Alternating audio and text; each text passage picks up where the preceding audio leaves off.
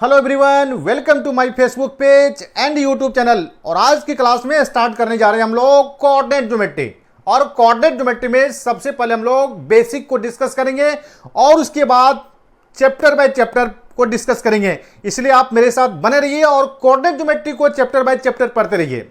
सबसे पहले हम लोग डिस्कस करेंगे बेसिक को, ठीक है। बेसिक में सबसे पहले देखिए आप जिसे जानते हैं ये आपके पास एक्स एक्सिस हो गया, आपके पास ये आपके पास एक्स एक्सिस हो गया, ये आपके पास ये वाई एक्सिस हो गया, ये आपका ऑरिजिन हो गया, ये पॉइंट पी हो गया आपके पास, और ये एक्स वाई ले लेते हैं। आप देखिए ये जो एक्स पॉइंट है ये एक्स है, एक्स का नाम देते हैं हम लोग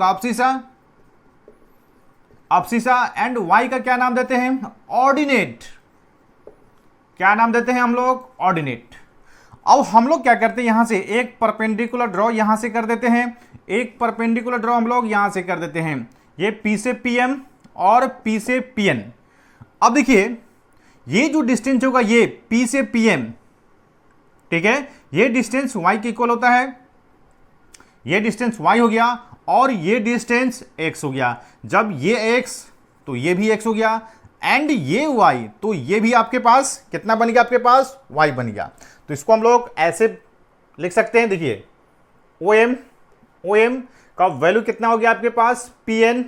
देखिए OM का वैल्यू ये PN के इक्वल हो गया, ये x हो गया आपके पास। फिर चलिए PM इक्वल टू कितना, ON, ये किसके इक्वल होगा, y के इक्वल होगा। अब देखिए ये x मेरे पास हो गया और x को अब्सिसा नाम दिया हम लोग, इसलिए x को रिप्रेजेंट कहां पे किया हम लोग, x एक्सिस पर। इसलिए हम लोग ये जो x एक्सिस है क्या नाम देते हैं हम लोग, अब्सिसा एक्सिस। क्या नाम देते हैं हम लोग, अब्सिसा एक्सिस, ठीक है। और y मेरे पास ऑर्डिनेट हो गया और y को कहां पर रिप्रेजेंट किया हम लोग, y एक्सिस को। इसलिए y का क्या नाम देता है हम लोग, y का नाम देते हैं ऑर्डिनेट एक्सिस। y एक्सिस हो गया, या नहीं तो क्या नाम दीजिएगा, ऑर्डिनेट एक्सिस। ऑर्डिनेट एक्सिस हो गया, ठीक है, ऑर्डिनेट एक्सिस हो गया। अब जब कंप्लेक्स नंबर आप पढ़ेंगे, कंप्लेक्स नंबर में आप देखिएगा ये जो एक्स एक्सिस हो गया रियल एक्सिस हो गया एंड ये जो वाई एक्सिस हो गया, ये वाई एक्सिस क्या हो गया आपके पास, इमेजिनरी एक्सिस हो गया। आई बात समझ में। अब देखिए मेरे पास है, अब देखिए अब हम लोग यहां पे देखिए, देखते चलिए यहां पे देखिए, ठीक है, ये एक्स एक्सिस हो गया, ये वाई एक्सिस हो गया, ये आपके पास नेगेटिव एक्स एक्सिस हो गया एंड ये आपके पास नेगेटिव वाई एक्सिस। क्लियर है आपके पास।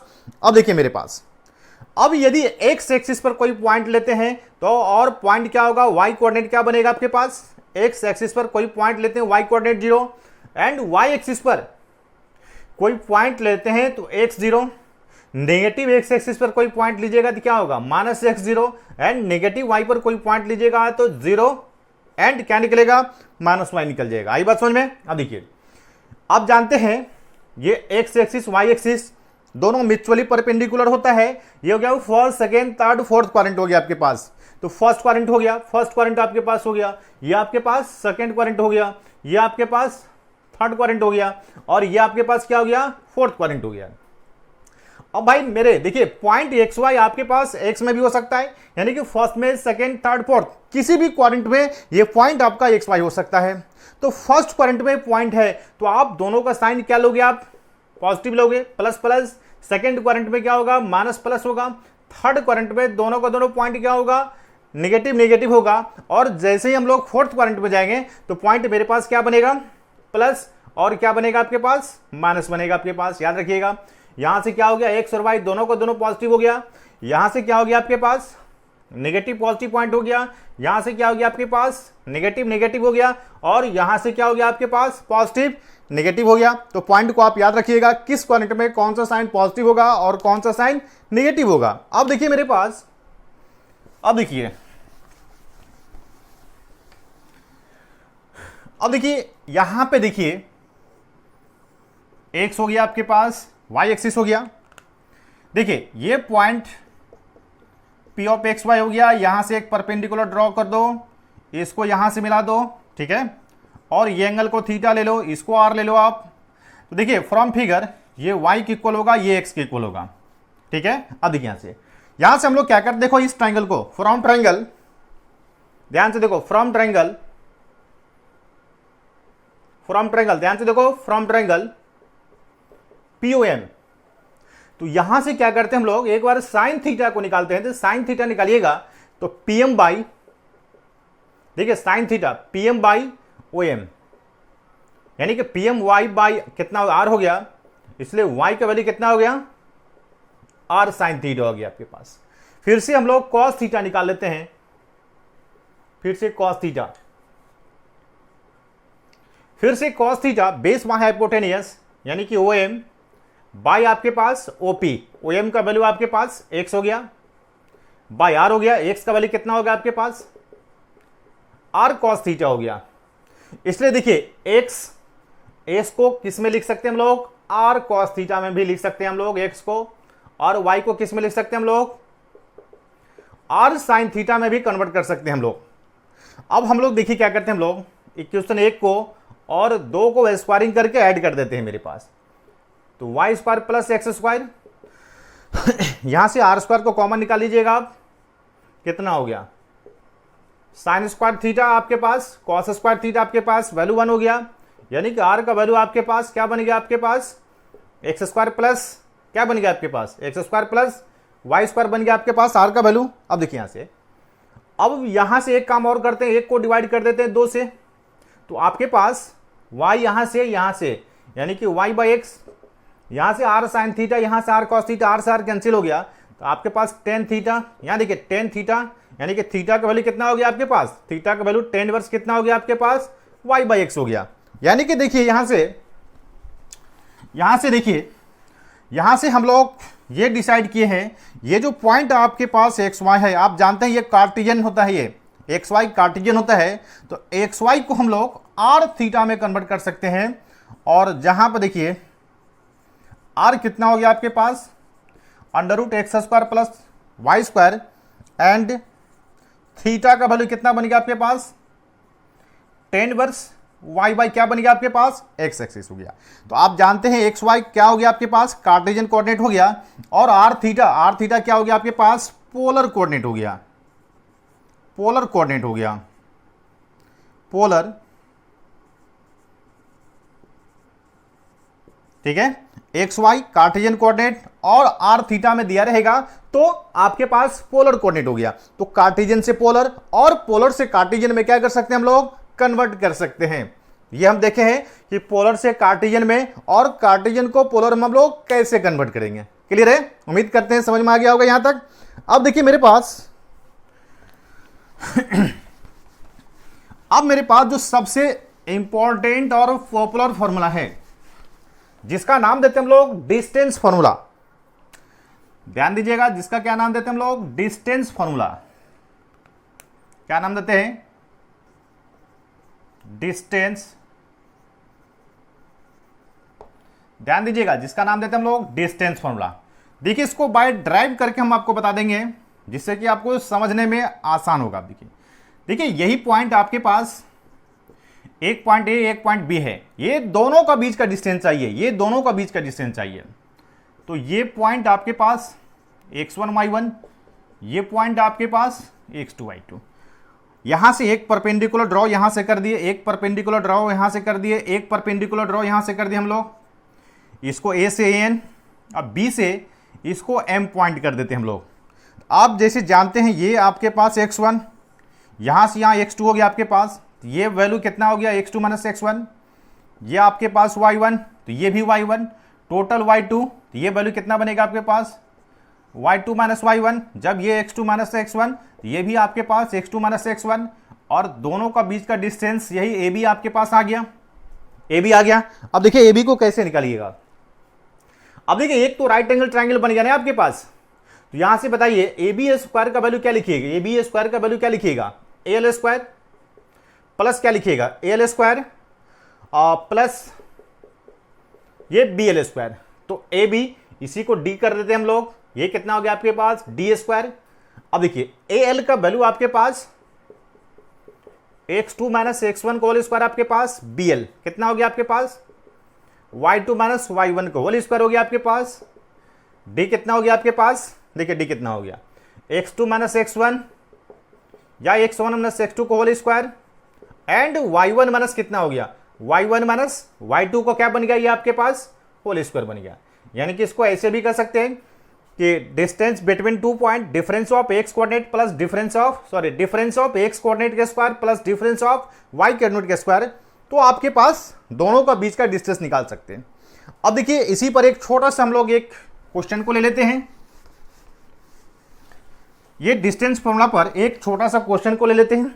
देखिए मेरे पास क्वेश्चन क्या है, मेरे पास एक छोटा सा क्वेश्चन है, देखिएगा एक पॉइंट P हो गया, ठीक है, P का coordinate a cos alpha a sin alpha, और एक दूसरा पॉइंट Q आपके पास है, देखिएगा a cos बीटा और a sin बीटा, आपके पास यही दो पॉइंट है आपके पास, दोनों का बीच का डिस्टेंस चाहिए आपको।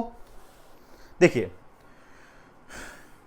तो देखिए ये बेसिक क्वेश्चन हो गया, यही पॉइंट आपके पास x1 y1 और ये पॉइंट आपके पास x2 y2, दोनों का बीच का डिस्टेंस d। याद कीजिए क्या होता है आपके पास x1 माइनस x2 का whole square a cos alpha minus a cos beta का होल स्क्वायर, फिर से चलिए y1 माइनस y2 का होल स्क्वायर, यानी कि a sin अल्फा माइनस कितना हो गया आपके पास a sin बीटा का होल स्क्वायर हो गया।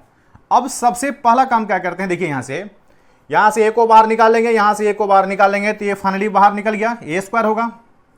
अब आपके पास देखिए यहां पे क्या बनेगा, cos alpha minus cos beta का होल स्क्वायर बनेगा, cos alpha minus cos beta का होल स्क्वायर, यहां क्या बनेगा sin alpha minus sin beta का होल स्क्वायर बनेगा आपके पास। अब स्क्वायरिंग को ब्रेक कीजिए, देखिए ये a तो बाहर निकल गया आपके पास, देखिए a माइनस बी का होल स्क्वायर, देखिए a square plus B square 2 cos alpha cos beta हो गया आपके पास। फिर दूसरा पार्ट चलिए, दूसरा पार्ट आपके पास sin a minus sin b का होल स्क्वायर कितना होगा, sin स्क्वायर अल्फा, ये sin स्क्वायर बीटा माइनस कितना हो गया 2 sin अल्फा sin बीटा हो गया आपके पास, ठीक है। देखिए अब यहां देखिए cos square alpha sin square alpha, value कितना हो गया 1, वैल्यू कितना बन गया 1। अब चलिए cos square beta plus sin square beta, इसका भी वैल्यू कितना हो गया 1 आपके पास। चलिए यहां देखिए इसको देखिए, आप इसको देखिए -2 को जैसे ही कॉमन निकालेंगे, देखिए -2 को जैसे ही कॉमन निकालेंगे आपके पास cos अल्फा, आपके पास cos beta plus sin alpha sin beta आपके पास हो गया आपके पास। अब देखिए a 1 + 1 2 कितना हो गया आपके पास 1 + 1 2 हो गया, -2 ये किसका वैल्यू हो गया cos a cos b plus sin a sin b cos a minus b हो गया आपके पास, ठीक है। अब देखिए आप 2 को बाहर निकाल लीजिएगा, कितना हो गया आपके पास √2a अंडर रूट कितना होगा आपके पास 1 minus cos alpha minus beta. अब जितना सॉल्व कीजिएगा उतना सॉल्व होगा, 1 माइनस cos थीटा हो गया आपके पास, क्या लिखिएगा 2 sin स्क्वायर थीटा बाई 2, तो अल्फा माइनस बीटा बाई 2 हो गया आपके पास। देखिए फिर से यहां पे आपके √2 आ गया, और √2 पहले से आपके पास है, कितना बनेगा आपके पास, देखिए √2 इंटू √2 2 हो गया आपके पास, ए हो गया आपके पास, और आपके पास sin square alpha minus beta by 2, तो रूट हट जाएगा आपके पास, तो sin alpha minus beta by 2, तो ये डिस्टेंस देखिए ए बी क्या बनेगा आपके पास 2 है ना, डिस्टेंस कितना निकल गया 2a, और sin alpha minus beta by क्या निकल गया 2 निकल गया। तो इस तरह से जब भी आपके पास दो पॉइंट दिया रहे तो दोनों पॉइंट के बीच का डिस्टेंस को आप निकाल सकते हैं।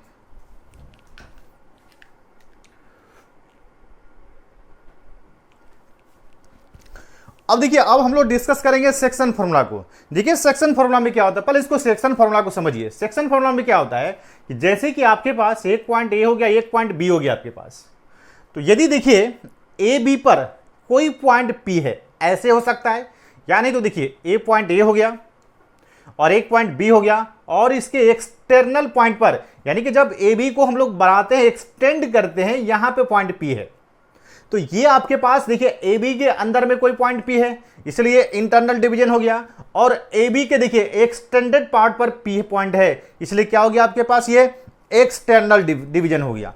तो ये हम लोग सेक्शन फॉर्मूला को दो पार्ट में डिवाइड करते हैं हम लोग, ठीक है। पहला में क्या होता है, दो पार्ट में डिवाइड करते हैं। पहला हो गया इंटरनल डिवीजन हो गया आपके पास, इंटरनल डिवीजन हो गया आपके पास, पहला इंटरनल डिवीजन हो गया। देखिए इंटरनल डिवीजन में आपको पॉइंट को क्या रखना पड़ेगा, देखिए इंटरनल डिवीजन में ये पॉइंट x1 y1 और ये पॉइंट b हो गया आपके पास x2 y2, और ये कोई पॉइंट p हो गया, इसका कोऑर्डिनेट हमको चाहिए, ए बी को m और n के रेशियो में क्या करता है, डिवाइड करता है। तो आप जानते हैं p ऑफ एक्स वाई का कोऑर्डिनेट क्या बनेगा आपके पास, mx2 nx1, बाय में क्या बनेगा आपके पास m प्लस n, फिर क्या बनेगा my2 ny1, बाय में क्या बनेगा आपके पास m प्लस n बनेगा आपके पास। ये हो गया इंटरनल के लिए। अब यदि हम लोग एक्सटर्नल डिवीजन के लिए लेते हैं, एक्सटर्नल डिवीजन के लेते हैं, देखिए एक्सटर्नल डिवीजन के लिए, तो जब हम लोग एक्सटर्नल डिवीजन के लिए लेंगे, एक्सटर्नल डिवीजन के लिए लेंगे, ये पॉइंट ए, ये पॉइंट बी, और इसके देखिए एक्सटेंडेड पार्ट पे कोई पॉइंट पी है जिसका कोऑर्डिनेट चाहिए, और ये वही बात x1 y1, b वही बात x2 y2। अब देखिए ये जो पार्ट होगा, यही पार्ट आपके पास m होगा, और ये पार्ट आपके पास क्या बनेगा, आपके पास n बनेगा आपके पास। m और n में यहां कंफ्यूजन मत कीजिएगा। अब हमको चाहिए p का कोऑर्डिनेट, देखिए p का कोऑर्डिनेट चाहिए, वैल्यू सेम रहेगा बट प्लस की जगह पर माइनस हो जाएगा आपके पास, mx2 माइनस nx1, बाय में m माइनस n, फिर से कितना हो जाएगा आपके पास my2 ny1, बाय में क्या होगा आपके पास m माइनस n होगा आपके पास। तो इस तरह से हम लोग, ये हो गया एक्सटर्नल डिवीजन के लिए क्या हो गया आपके पास, सेक्शन फॉर्मूला हो गया। अब इसी में यदि हम लोग किसके लिए लेते हैं, फोर मिड पॉइंट के लिए लेते हैं, फोर किसके लिए, फोर मिड पॉइंट के लिए लेते हैं, तो मिड पॉइंट के लिए लेते हैं, दैट इज क्या हो गया, m और n दोनों का वैल्यू क्या हो गया, सेम हो गया। अब m n दोनों सेम होगा तो क्या होगा आपके पास, m से m कैंसिल होगा या n से n कैंसिल होगा, तो x2 प्लस कितना बनेगा आपके पास, कैंसिल हो गया। ये देखिए बनेगा आपके पास x1 प्लस x2 बाई 2 बनेगा, और फिर से क्या बनेगा आपके पास y1 प्लस y2 बाई क्या बनेगा, 2 बनेगा। तो हम लोग इंटरनल डिवीजन सीखे, फिर हम लोग एक्सटर्नल डिवीजन सीखे, फिर इसके बाद मिड पॉइंट का कोऑर्डिनेट आपके पास x1 प्लस x2 बाई 2 और y1 प्लस y2 बाई 2। आई बात समझ में, ये मिड पॉइंट हो गया, इंटरनल डिवीजन हो गया, एक्सटर्नल डिवीजन हो गया।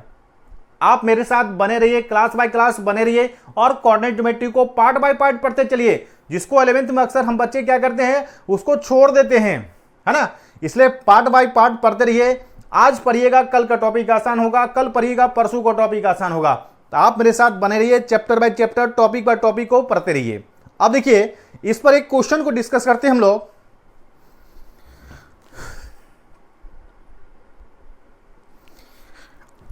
अब देखिए सेक्शन फॉर्मूला पर एक क्वेश्चन है, पहले आप क्वेश्चन को समझिए, क्वेश्चन क्या करे। क्वेश्चन आपके पास है, determine the ratio in which y minus X plus 2 equal to 0, divide the line joining the point this and this. यहां देखिए क्वेश्चन आपका स्पष्ट कर रहा है कि कोई आपके पास दो पॉइंट है, a पॉइंट 3 माइनस 1 और ये 8 9 है, ये आपके पास 8 9 है, और देखिए कोई एक लाइन आपको दिया हुआ है, और लाइन के इक्वेशन देखिए y माइनस एक्स प्लस 2 का वैल्यू 0 आपको दिया हुआ है, लाइन के इक्वेशन दिया हुआ है। तो कह रहा है कि ये जो लाइन है आपके पास, ये जो लाइन है आपके पास, ये ए बी को किस रेशियो में डिवाइड करता है। तो हम क्या करते हैं, m और n का रेशियो ले लिए। तो p पॉइंट का कोऑर्डिनेट क्या बनेगा आपके पास, देखिए mx2 प्लस nx1 बाय में m प्लस n, ये आप जानते हो। फिर y कोऑर्डिनेट निकालिए my2 यानी कि 9m प्लस माइनस में n बाय में m प्लस n। ये क्लियर हो गया आपके पास। हमको चाहिए m और n का रेशियो चाहिए, किस रेशियो में डिवाइड करेगा आपके पास। अब देखिए ये जो पॉइंट P है, इस पॉइंट P क्या करेगा, आपको इस लाइन को क्या करेगा, लाइन को सेटिस्फाइड करेगा।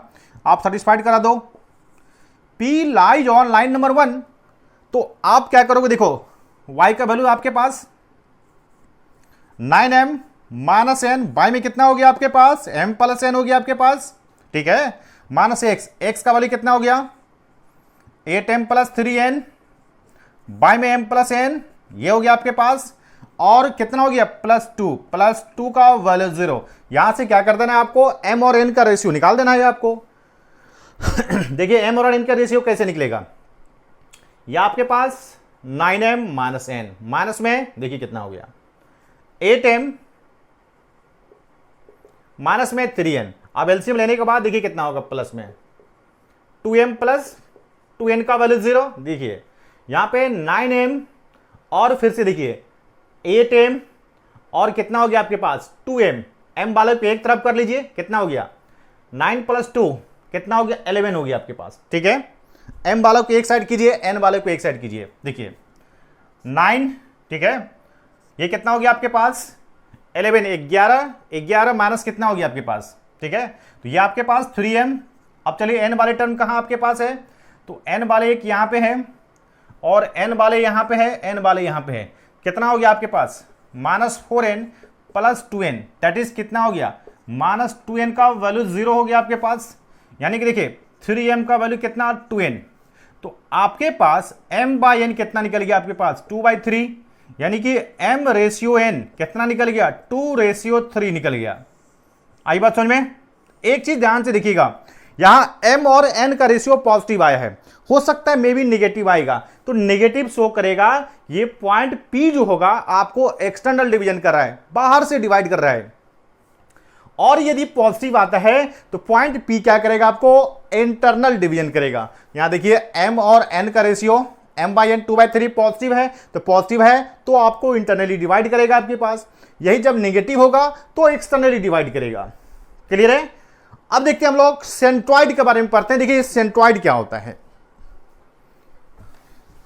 धीरे धीरे सारे टॉपिक को हम लोग डिस्कस करेंगे, आप मेरे साथ बने रहिए। देखिए एक टर्म आता है सेंट्रॉइड, सेंट्रॉइड, ठीक है, सेंट्रॉइड क्या होता है। देखिए सेंट्रॉइड के बारे में हम लोग क्या कहते हैं कि ये एक ट्राइंगल हो गया आपके पास, ठीक है, ये ट्राइंगल हो गया, ये ए हो गया, ये बी हो गया, ये सी हो गया आपके पास, ये आपके पास x1 y1, ये आपके पास x2 y2, ये आपके पास क्या बन गया x3 y3। देखिए सेंट्रॉइड क्या होता है, ये आपका मेडियंस हो गया, क्या हो गया आपके पास मेडियंस हो गया। आप जानते हैं मेडियंस क्या करता है, साइड को बाइसेक्ट करता है। एक मेडियंस ये भी होगा आपके पास और एक मेडियंस ये, 3 मेडियंस होगा आपके पास, ठीक है, DEF कर देते हैं। और ये तीनों मेडियंस जिस पॉइंट पर आकर के मिलेगा उसी का क्या नाम देते हैं हम लोग, सेंट्रॉइड। आई बात समझ में।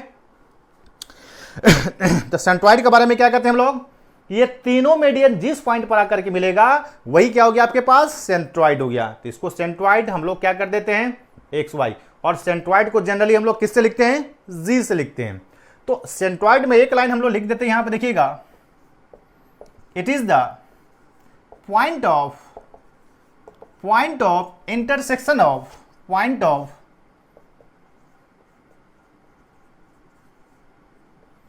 it is the point of intersection of medians, it is the point of intersection of medians of a triangle, ठीक है। ये क्या होगा, मेडियंस का जो पॉइंट ऑफ इंटरसेक्शन होगा वही क्या बनेगा आपके पास, सेंट्रॉइड बनेगा। आप जानते हैं कि ये जो सेंट्रॉइड है मेडियंस को 2:1 के रेशियो में डिवाइड करता है, और जब ये बाइसेक्ट करेगा तो D का कोऑर्डिनेट आपके पास x2 प्लस x3/2 आपके पास होगा, y2 प्लस कितना होगा आपके पास, y3/2 होगा आपके पास। आप इधर से भी ले सकते हैं, कहीं से भी ले सकते हैं, कोई दिक्कत नहीं है। तो देखिए, तो सेंट्रॉइड जो यहां बनेगा, देखिए कितना बनेगा, देखिए तो mx2 कितना बनेगा 2 into x2 plus x3/2 plus nx1 1 into x1 by में m प्लस n, यानी कि 2+1। और फिर से y कोऑर्डिनेट कितना हो गया, y2 plus y3, y2 plus y3/2 plus ny1 bye में ये भी कितना हो गया 2+1। तो ध्यान दीजिएगा सेंट्रॉइड का कोऑर्डिनेट, सेंट्रॉइड को g से लिखते हैं हम लोग। देखिए सेंट्रॉइड क्या निकलेगा आपके पास, ये 2 गया, ये 2 गया, तो आपके पास x1 plus x2 plus x3 bye में 3, और यहां से आपके पास y1 plus y2 plus y3 क्या बन गया आपके पास, ये आपके पास 3 बन गया। तो इस तरह से हम लोग क्या कर सकते हैं, किसका कोऑर्डिनेट निकाल सकते हैं हम लोग, सेंट्रॉइड का कोऑर्डिनेट हम लोग निकाल सकते हैं। क्लियर है। अब देखिए इसी पर सेंट्रॉइड पर एक छोटा सा क्वेश्चन देख लेते हैं हम लोग। देखिए क्वेश्चन आपके पास है, ठीक है, चलिए सेंट्रॉइड हो गया आपके पास।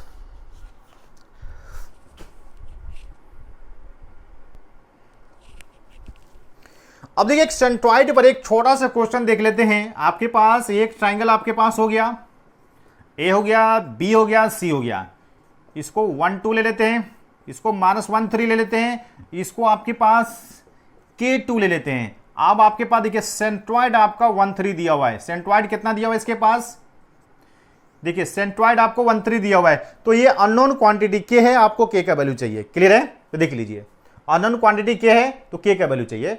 आप लिख लीजिए सेंट्रॉइड एक्स कोऑर्डिनेट किसके इक्वल है, 1 के इक्वल है। तो 1 के इक्वल है तो क्या बनेगा आपके पास x1 प्लस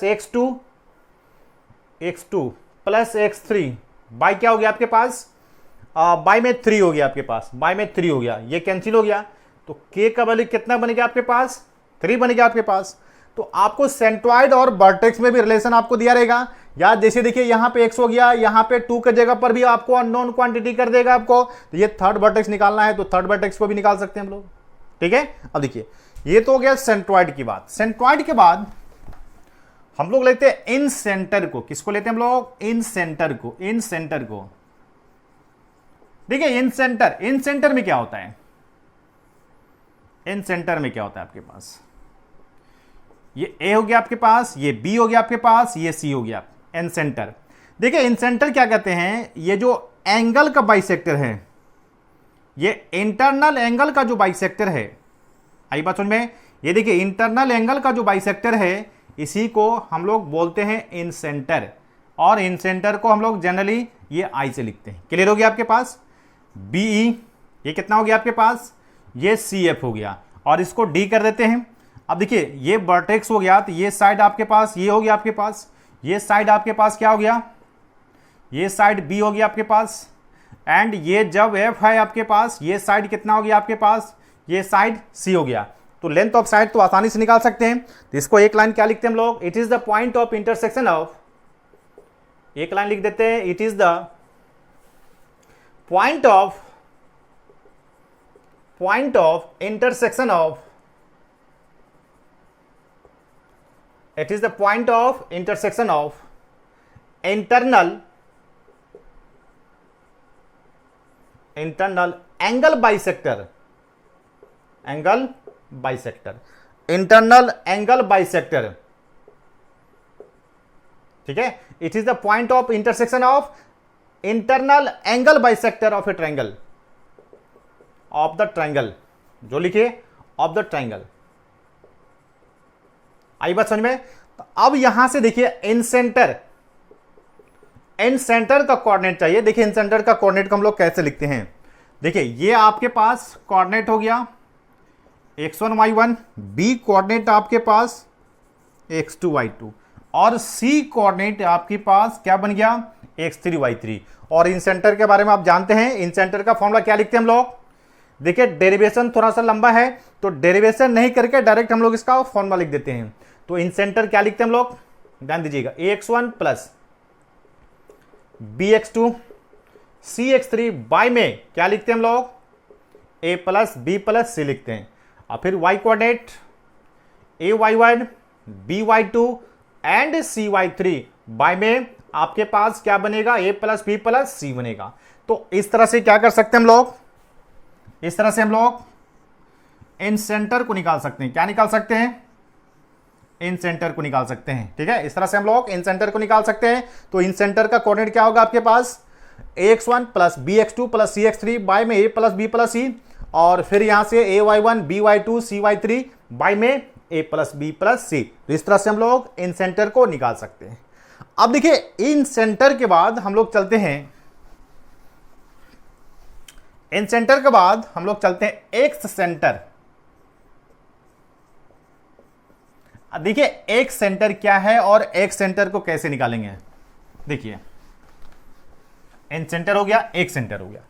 अब एक चीज देखिए, अभी इन सेंटर हम लोग देखे हैं, हालांकि हम लोग ट्रायंगल में ड्रॉ नहीं किए हैं। ये आपके पास क्या हो गया, सर्कल हो गया, मतलब ट्रायंगल के अंदर से सर्कल हो गया आपके पास। तो ये आपके पास इन सर्कल, तो इन सेंटर, और जब इसको हम लोग बाहर से ड्रॉ करेंगे, ये क्या हो गया, एक्स सर्कल हो गया, यानी कि एक्स, ये क्या हो गया आपके पास, एक्स सर्कल हो गया आपके पास, और ये क्या हो गया आपके पास, इन सर्कल हो गया। क्लियर है। तो देखिए ये हो गया सरकम सर्कल, तो इसका जो सेंटर होगा सरकम सेंटर, अभी हम लोग डिस्कस करेंगे। ये आपके पास इन सर्कल, इसका जो सेंटर हुआ इन सर्कल, जस्ट हम लोग क्या किए, हम लोग डिस्कस किए। अब देखिए एक सेंटर के बारे में, एक सेंटर को कैसे निकालेंगे। देखिए एक सेंटर कैसे होता है, कैसे निकालते हैं हम लोग। देखिए यहां से देखिए ए हो गया आपके पास, ये आपके पास बी हो गया, ये सी। देखिए एक सेंटर के लिए देखिए एक सर्कल को ड्रॉ करते हैं, एक सर्कल को ड्रॉ करते हैं। कैसे ड्रॉ करते हैं, ध्यान से देखिएगा। एक सर्कल को ड्रॉ करते हैं पहले। देखिए एक सर्कल ड्रॉ किए हैं, ये साइड BC को टच करते हुए, और ये साइड को बढ़ाए हुए, एक्सटेंडेड पार्ट को टच करते हुए एक सर्कल ड्रॉ करते हैं। उसी तरह से AC को टच करते हुए, AC को टच करते हुए, और दो साइड को एक्सटेंडेड पार्ट को टच करते हुए, फिर यहां से AB को टच करते हुए, और दो एक्सटेंडेड पार्ट को टच करते हुए हम लोग क्या किए, ट्रायंगल बना दिए। तो कितना ट्रायंगल कुल मिलाकर के बने आपके पास, 3 ट्रायंगल बनेगा आपके पास। ध्यान देखिएगा कितना ट्रायंगल बनेगा, 3 ट्रायंगल बनेगा। देखिए कितना ट्रायंगल बन गया, 3 ट्रायंगल बन गया। एक सेंटर E1, इसको हम लोग E2, और इसको हम लोग E3 ले लेते हैं। आपकी मर्जी C1 C2 C3 भी ले सकते हैं। ठीक है, देखिए, और ये आपके पास क्या हो गया, आपके पास साइड A, ये साइड B, ये साइड C। तो ये हो गया आपके पास, क्या हो गया, एक सर्कल, यानी कि एक साइड और दो एक्सटेंडेड पार्ट। देखिए एक साइड दो एक्सटेंडेड पार्ट, एक साइड दो एक्सटेंडेड पार्ट को टच कराते हुए हम लोग क्या किए, सर्कल को ड्रॉ किए हैं। तो क्या बन गया आपके पास, 3 सर्कल बन गया। तो 3 सर्कल यानी कि 3 एक सर्कल हो गया। तो 3 एक सर्कल, तो 3 एक सेंटर भी होगा आपके पास। देखिए कैसे इसको निकालिएगा, E1 देखिए कैसे निकालिएगा। अभी एक टेक्निक बताते हैं आपको हम। देखिए इन सेंटर का फॉर्मूला AX1 प्लस कितना होता है, ये BX2 CX3 बाय में A plus B plus C, by में A plus B plus C। फिर Y कोऑर्डिनेट क्या बनेगा आपके पास, AY1 BY2 और CY3, बाय में क्या बनेगा आपके पास, A प्लस B प्लस क्या बनेगा आपके पास, C बनेगा। क्लियर है। अब देखिए ये पहला सेंटर हो गया आपके पास। अब देखिए अभी कुछ नहीं कर रहे हम लोग, अभी सिर्फ हम लोग लिख रहे हैं, अभी सिर्फ हम लोग लिख रहे हैं। XY हो गया आपके पास, इसको भी सेम टू सेम हम लोग उतार देते हैं। AX1 plus BX2 CX3 by में A plus B plus C। फिर यहां से देखिए AY1 plus BY2 CY3 bye में क्या लिख दिया हम लोग, A plus B plus C लिख दिए। एक और बच गया A3 बच गया। यानी कि देखिए AX1 BX2 CX3 बाय में A plus B plus C। फिर से चलिए AY1 BY2 CY3 बाय में कितना हो गया, A plus B plus C। अब देखिए कुछ नहीं किए, सेम टू सेम उतार दिए हैं। अब देखिए मेरे पास E1 का कोऑर्डिनेट चाहिए, E1। तो E1 देखिए यानी कि BC साइड को टच करे, that is length of side A वाले पार्ट को टच करा है। तो आपको E1 में क्या करना है, A को नेगेटिव कर दीजिए, बाद बाकी सेम टू सेम छोड़ दीजिए। A को नेगेटिव करो, बाद बाकी सेम टू सेम छोड़ दो। ये एक सेंटर निकल गया, इसका निकल गया, टचिंग द साइड BC का। अब जैसे E2 चाहिए, E2 किस साइड को टच करा है, BC, यानी कि B वाले पार्ट को टच करा है। तो इसमें B को आप नेगेटिव कर दो, इसमें B वाले टर्म को क्या करो आप, नेगेटिव कर दो, बाद बाकी को सेम टू सेम छोड़ दो। बी वाले टर्म को क्या किए हम लोग, नेगेटिव कर दिए। और कहानी किसके लिए बच गया, E3 के लिए। तो E3 सी पार्ट को टच कर रहा है, इसमें क्या करो आप सी को नेगेटिव कर दो, इसमें आप सी को नेगेटिव करो, इसमें आप सी को नेगेटिव करो, इसमें फिर से सी को नेगेटिव करो। तो इस तरह से क्या कर सकते हैं हम लोग, एक्स सेंटर को हम लोग निकाल सकते हैं। आई बात समझ में। तो अभी हम लोग किसको देखे हैं, सेंट्रॉइड को देखे हैं, इन सेंटर को देखे हैं और एक्स सेंटर को देखे हैं। आई अब देखिए आगे मेरे पास क्या है,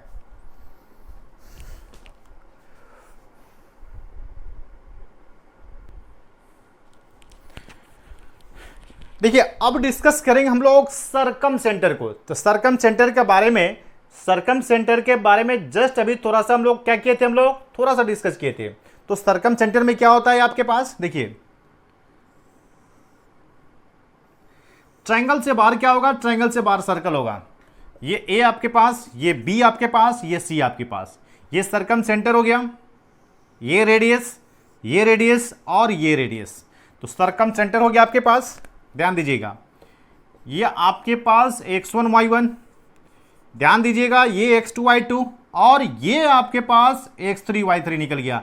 आप जैसे जानते हैं यहां देखिए OA equals to OB equals to OC आपके पास होगा, ये तीनों को तीनों इक्वल होगा। तो OA square OB square OC square होगा आपके पास। तो आप एक बार यहां से क्या करोगे, OA स्क्वायर OB स्क्वायर को ले लेना है आपको, एक बार क्या करना है आपको, OB स्क्वायर और OC स्क्वायर को ले लेना है आपके में। तो यहां पे देखिए, और ये जो सरकम सेंटर है आपके पास अल्फा बीटा ले लिए हैं। अब इक्वेशन 1 इक्वेशन 2 अल्फा बीटा में क्या होगा, अल्फा बीटा में इक्वेशन आएगा आपके पास। अब यदि हम लोग यदि 1 और 2 को सिंप्लीफाई करेंगे तो मेरे पास अल्फा का वैल्यू भी आ जाएगा और आपके पास बीटा का भी वैल्यू आ जाएगा। तो इस तरह से ये जो सेंटर है आपके पास सरकम सेंटर अल्फा बीटा, ये भी आपके पास सरकम सेंटर क्या निकल जाएगा आपके पास, अल्फा बीटा निकल गया आपके पास। तो ये था आपके पास सरकम सेंटर। अब मेरे पास एक और बच गया है ortho centre.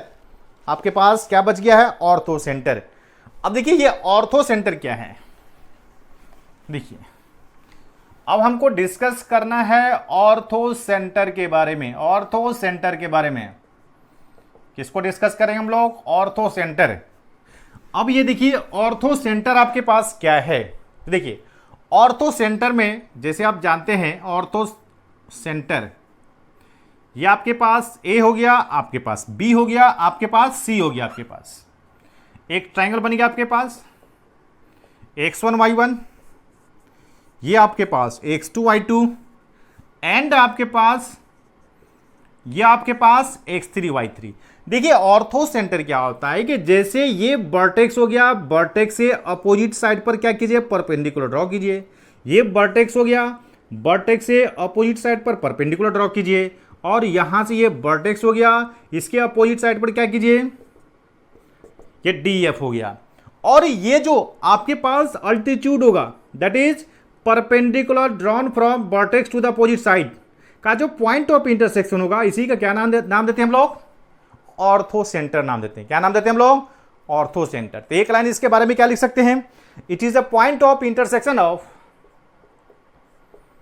It is the point of intersection of, point of, it is the point of intersection of perpendicular, point of intersection of perpendicular drawn, ठीक है। It is the point of intersection of perpendicular drawn, ठीक है, perpendicular drawn from, ठीक है। It is the point of intersection of, एक line में लिख दीजिए, it is the point of intersection of altitude,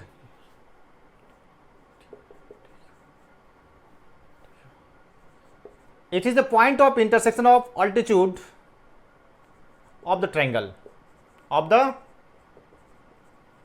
triangle। आई बात समझ में। देखिए स्ट्रेट लाइन के कंसेप्ट से, लेकिन अभी ये जो आपके पास ऑर्थो सेंटर है, ऑर्थो सेंटर का कोऑर्डिनेट अभी हम लोग नहीं निकालेंगे, इसका कोऑर्डिनेट हम लोग स्ट्रेट लाइन में निकालेंगे। अब यहां से देखिए 3 अल्टीट्यूड हो गया आपके पास, एक आपके पास AD हो गया, आपके पास एक आपके पास BE हो गया, और एक आपके पास सी एफ हो गया। और by using a straight line हम लोग क्या करेंगे, A D B E C F में किसी दो लाइन के इक्वेशन निकालेंगे और दोनों का जो पॉइंट ऑफ इंटरसेक्शन होगा वही क्या मिलेगा हमको, ऑर्थो सेंटर मिलेगा। तो ऑर्थो सेंटर का कोऑर्डिनेट निकालना हम लोग कहां पढ़ेंगे, स्ट्रेट लाइन में पढ़ेंगे। किस में पढ़ेंगे हम लोग, नेक्स्ट टॉपिक स्ट्रेट लाइन में पढ़ेंगे। क्लियर है। अब देखिए मेरे पास ऑर्थो सेंटर सेंट्रॉइड, मेरे पास देखिए मेरे पास क्या क्या है, ऑर्थो सेंटर है, ऑर्थो सेंटर है, ठीक है, ऑर्थो सेंटर है। इसके बाद मेरे पास सेंट्रॉइड है, इसके बाद मेरे पास सेंट्रॉइड है, और इसके बाद सर्कम सेंटर है, सर्कम सेंटर है। क्लियर है। ऑर्थो सेंटर हो गया आपके पास, ये सेंट्रॉइड हो गया, ये क्या हो गया, सर्कम सेंटर हो गया। तो ऑर्थो सेंटर को जनरली एच से लिखते हैं हम लोग, सेंट्रॉइड को आप जानते हैं जी से लिखते हैं, और ये क्या हो गया, सर्कम सेंटर ओ से लिखते हैं। तो देखिए याद रखिएगा इस चीज को, यहां पे यदि आपके पास सेंट्रॉइड और सर्कम सेंटर पता है तो ऑर्थो सेंटर को आप आसानी से निकाल सकते हैं। और ये क्या करता है, सेंट्रॉइड क्या करता है, इसको और इसको 2:1 के रेशियो में डिवाइड करता है आपके पास। तो सेक्शन फॉर्मूला से तो 1 2 3 कोऑर्डिनेट में से कोई भी 2 कोऑर्डिनेट दिया रहेगा तो तीसरा कोऑर्डिनेट क्या कर सकते हैं हम लोग, आसानी से निकाल सकते हैं। तो ध्यान पर रखिएगा, सेंट्रॉइड क्या हो गया आपके पास, ऑर्थो सेंटर, और सर्कम सेंटर को 2:1 के रेशियो में क्या करता है, डिवाइड करता है। तो इस तरह से हम लोग निकाल सकते हैं। अब मेरे पास देखिए, अब मेरे पास हम लोग निकालते हैं, ठीक है। तो इस तरह से हम लोग सेंट्रॉइड ऑर्थो सेंटर के बीच का रिलेशन हम लोग देख लिए। अब देखिए यहां से अब हम लोग एरिया ऑफ ट्राइंगल को डिस्कस करते हैं। अब हम लोग एरिया ऑफ ट्राइंगल को डिस्कस करते हैं। जैसे देखिए एरिया ऑफ ट्राइंगल में, देखिए area of triangle, area of triangle को डिस्कस करते हैं। ए हो गया आपके पास, बी हो गया आपके पास, सी हो गया, x1 y1, x2 y2, x3 y3 हो गया। आप जानते हैं, फिर भी एक बार आपको बताते हैं, एरिया ऑफ ट्राइंगल निकालने के लिए क्या करते हैं हम लोग, पहला condition delta equal to half of क्या लेते हैं हम लोग, x1 y2 minus y3 x2, फिर इसके बाद y3 minus y1 x3 y1 minus y2 को लेते हैं, पहला कंडीशन हो गया। दूसरा कंडीशन हम लोग डिटर्मिनेंट फॉर्म में लेते हैं। तो डिटर्मिनेंट फॉर्म में एरिया निकालने के लिए देखिए क्या करते हैं हम लोग, x1 y1 x2 y2 x3 फिर से y3, और इसके बाद 1 1 1, अब इसको एक्सपेंड कीजिएगा ये निकल जाएगा। और एक आपको छोटा सा मेथड बताते हैं आपको, डायरेक्ट मेथड। जैसे देखिए area of triangle A B से ही चाहिए आपके पास, coordinate x1 y1 x2 y2, फिर से चलिए इसको यहां पे ले आइए, और x2 के बाद x3 y3 आपके पास है ना, फिर यहां से x3 y3, अब फिर जहां से थे वहीं पा जाइए x1 y1। देखिए एरिया निकालने के लिए देखिए क्या कीजिएगा आप, हाफ ऑफ तो रहेगा ही आपके पास। देखिए एरिया निकालने के लिए ए से लिखिए, चाहे डेल्टा से लिखिए, किसी से लिखिए। अब इसको ऐसे मल्टीप्लाई कीजिए, x1 y2 minus x2 y1 हो गया आपके पास, प्लस फिर इसको ऐसे कीजिए और माइनस में इसको ऐसे कीजिए, तो x2 y3 माइनस में x3 y2 हो गया आपके पास, प्लस में देखिए अब इसको ऐसे मल्टीप्लाई कीजिए, x3 y1 माइनस में x1 y3 कीजिए। आप ऐसे भी एरिया निकाल सकते हैं। ये हो गया एरिया ऑफ ट्रायंगल के लिए। अब यदि आपके पास एरिया ऑफ क्वाड्रिलेटरल रहेगा, क्या रहेगा आपके पास, एरिया ऑफ क्वाड्रिलेटरल, आपके पास यहां से कुछ भी रहे, क्वाड्रिलेटरल है, पेंटागन रहे, कुछ भी रहे, एरिया ऑफ क्वाड्रिलेटरल, आई बात समझ में, एरिया ऑफ क्वाड्रिलेटरल। देखिए कोई किसी तरह से ले लीजिए, किसी तरह से आप ले लीजिए, ठीक है, किसी तरह से ले लीजिए आप, ए बी सी डी, ये कोऑर्डिनेट x1 y1, ये कोऑर्डिनेट x2 y2, ये कोऑर्डिनेट x3 y3, और ये x4y4 हो गया। अब पहला काम क्या कीजिए, दो ट्रायंगल में डिवाइड कर दीजिए, इसके एरिया डेल्टा 1, इसके एरिया डेल्टा 2। आपके पास फाइनल एरिया क्या होगा, आपके पास एरिया क्या लिख सकते हैं, डेल्टा 1 प्लस क्या लिख सकते हैं आप, डेल्टा 1 प्लस डेल्टा लिख सकते हैं। तो ये आपका लॉन्ग मेथड हो जाएगा, लंबा चला जाएगा। आप शॉर्ट मेथड यूज कीजिए। देखिए शॉर्ट मेथड कैसे यूज कीजिएगा, देखिए शॉर्ट में आपको क्या बताया थे शॉर्टकट में, x1y1 x2y2 x2y2 x3y3 x3y3 और x4y4। फिर चलिए x4y4 लास्ट में फिर से कहां जाना है, x1y1 आ जाना है। यदि पेंटागन रहेगा तो 4 के बाद x5y5, फिर यहां से x5y5 चले जाना है आपको। तो एरिया क्या बनेगा आपके पास, ध्यान से देखिएगा, एरिया बनेगा आपके पास, देखिए हाफ हाफ तो रहेगा ही आपके पास, मल्टीप्लाई कीजिए x1y2 माइनस में x2y1, फिर से चलिए x2y3 x2y3 x3y2 plus x3y4 minus में x4y3 प्लस x4y1 माइनस में x1, देखिए x1y4 आपके पास आ गया। इस तरह से एरिया को आपको, यानी कि इस मेथड से आप एरिया निकालिएगा तो बहुत ही आसानी तरह से आपको निकल जाएगा। तो इस तरह से आपके पास ट्रायंगल रहे, क्वाड्रिलेटरल रहे, कुछ भी रहे आपके पास, क्वाड्रिलेटरल, पेंटागन, हेक्सागन, कुछ भी रहे, इसकी सहायता से, इस फॉर्मूला के यानी कि इस मेथड की सहायता से हम लोग एरिया को निकाल सकते हैं। क्लियर है। अब चलिए हम लोग चलते हैं कोलिनियरिटी पर, ठीक है।